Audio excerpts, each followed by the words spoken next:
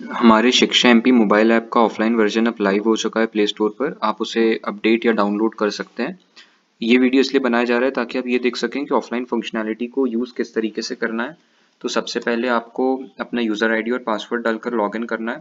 First time में data sink होगा server के साथ। इस प्रोसेस में 4 से 5 मिनट लगेंगे। एक बार डेटा सिंक हो गया उसके बाद नेक्स्ट टाइम से आपकी प्रोसेस फास्ट हो जाएगी।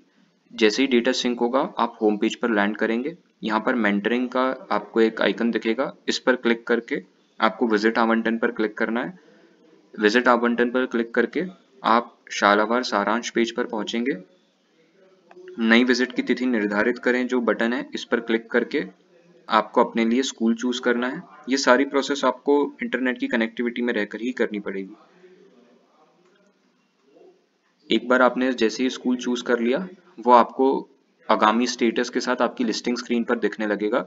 जैसे ही आपको इसका स्टेटस आगामी दिख रहा है, इसके बाद आपको नेट की रिक्वायरमेंट नहीं है। अब जैसे मैं अगर लॉग आउट करता हूँ और अपना इंटरनेट बंद करता हूँ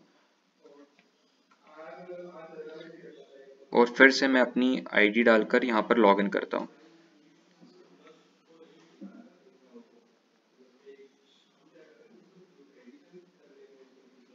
तो अब मैंने बिना नेट के भी लॉगिन कर लिया। तो इस तरीके से आप जब विजिट करेंगे तो आप अपने घर पर पहले ही स्कूल एलोकेट कर सकते हैं, और जब आप विजिट करने जाएं तो वहां पर आप अपना नेट ऑफ कर सकते हैं।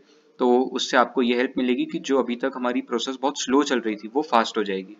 मेंटरिंग पर आप क्लिक करेंगे, विजिट आवंटन पर आप क्लिक करेंगे। जो स्कूल आपने सेलेक्ट करा था वो आपको पहले से ही सिलेक्टेड दिखेगा आगामी स्टेटस के साथ। इस पर आपको क्लिक करना है और आपको विजिट चेकलिस्ट दिख जाएगी, और आपको सारी चेकलिस्ट वैसे ही फिल करनी है जैसे कि अब तक आप कर रहे थे। सामान्य जानकारी पेज पर एक हमने फीडबैक इम्प्लीमेंट करा है। जैसे ही आप सामान्य जानकारी पर क्लिक करेंगे, लोकेशन आपको इनेबल करनी होगी, कुछ डिटेल्स प्रीफिल्ड आएंगी और शाला का फोटो अपलोड करना पड़ेगा आपको। जैसे ही आप शाला का फोटो अपलोड करेंगे, इसके बाद ये आपसे डिटेल पूछेगा कि शिक्षक का यूजर आईडी डालें। जैसे ही आप शिक्षक का यूजर आईडी सिस्टम में एंटर करेंगे, सिस्टम चेक करेगा कि क्या सिस्टम के अंदर ये शिक्षक जो हैं उसी स्कूल से टैग्ड हैं या नहीं है जिसका आप विजिट कर रहे हैं। अगर वो उससे टैग्ड हैं तो सिस्टम आपको आगे बढ़ा देगा। अगर टैग्ड नहीं है तो सिस्टम आपको इस तरीके से एक अलर्ट मैसेज देगा। बट ये हो सकता है कि सिस्टम अपडेट ना हो।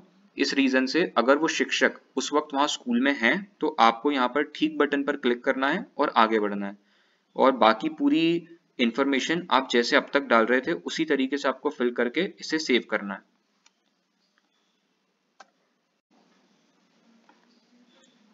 सामान्य जानकारी फिल करने के बाद आपको बाकी की 3 चेकलिस्ट आइटम्स जो हैं वो भी वैसे ही फिल करने हैं जैसे कि अब तक आप कर रहे थे, इसमें कोई भी चेंज नहीं है।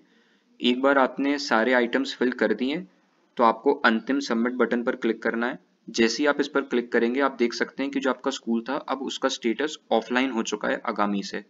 अब आप जब इस पर क्लिक करेंगे तो सिस्टम आपसे इंटरनेट की कनेक्टिविटी मांगेगा। तो अब आपको इस विजिट को सर्वर के साथ सिंक करना है। तो इसके लिए आपको फिर से अपना नेट ऑन करना होगा।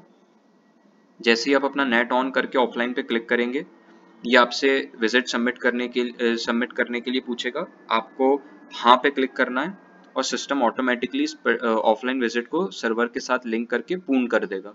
जैसे ही ये विजिट पूर्ण हो जाएगी, आपको फिर से इस एरो पे क्लिक करना है और सिस्टम यहाँ पर आपको रिपोर्ट जनरेट करके दिखा देगा। तो जो रिपोर्ट आपको अब तक अंतिम सबमिट बटन पर दिख रही थी, वो रिपोर्ट अब आपको जब विजिट सिंक हो जाएगी उसके बाद उस विजिट पर क्लिक करने पे दिखेगी।